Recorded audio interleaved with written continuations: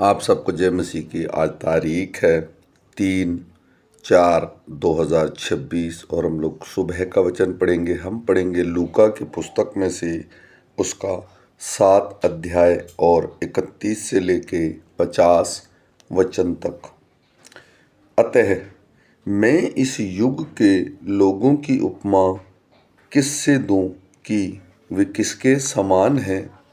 वे उन बालकों के समान हैं जो बाजार में बैठे हुए एक दूसरे से पुकार कर कहते हैं, हमने तुम्हारे लिए बांसुरी बजाई और तुम न नाचे, हमने विलाप किया और तुम न रोए। क्योंकि यूहन्ना बपतिस्मा देने वाला न रोटी खाता आया न दाखरस पीता आया, और तुम कहते हो उसमें दुष्ट आत्मा है। मनुष्य का पुत्र खाता पीता आया है, और तुम कहते हो देखो पेटू और पियक्कड़, मनुष्य चुंगी लेने वालों का और पापियों का मित्र। पर ज्ञान अपनी सब संतानों द्वारा सच्चा ठहराया गया है। फिर किसी फरीसी ने उससे विनती की कि वह उसके साथ भोजन करे। अतः वह उस फरीसी के घर में जाकर भोजन करने बैठा। उस नगर की एक पापिन स्त्री यह जानकर कि वह फरीसी के घर में भोजन करने बैठा है, संगमरमर के पात्र में इत्र लाई और इसके पाँव के पास पीछे खड़ी होकर रोती हुई उसके पाँव को आंसुओं से भिगोने और अपने सिर के बालों से पोंछने लगी, और उसके पाँव बार बार चूमकर उस पर इत्र मला। यह देखकर वह फरीसी जिसने उसे बुलाया था अपने मन में सोचने लगा, यदि यह भविष्यवक्ता होता तो जान जाता कि यह जो उसे छू रही है वह कौन और कैसी स्त्री है, क्योंकि वह तो पापिन है। यीशु ने उसके उत्तर में कहा, हे शिमोन, मुझे तुझसे कुछ कहना है। वह बोला, हे गुरु कह। किसी महाजन के 2 देनदार थे, एक 500 और दूसरा 50 दिनार का देनदार था।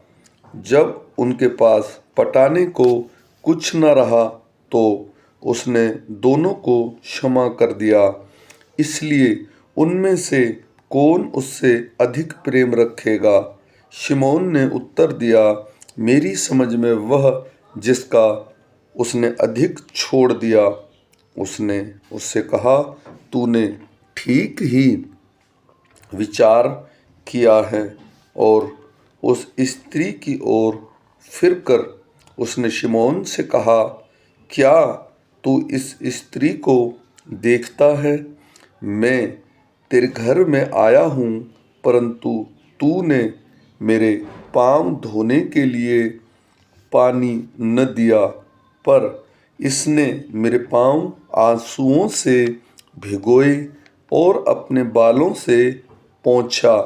तूने मुझे चूमा न दिया, पर जब से मैं आया हूँ तब से इसने मेरे पाँवों को चूमना न छोड़ा।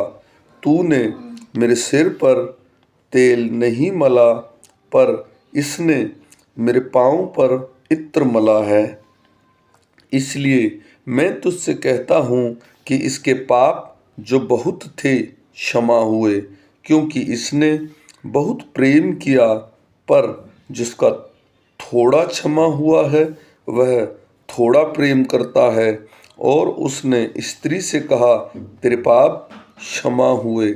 तब जो लोग उसके साथ भोजन करने बैठे थे वे अपने अपने मन में सोचने लगे, यह कौन है जो पापों को भी क्षमा करता है?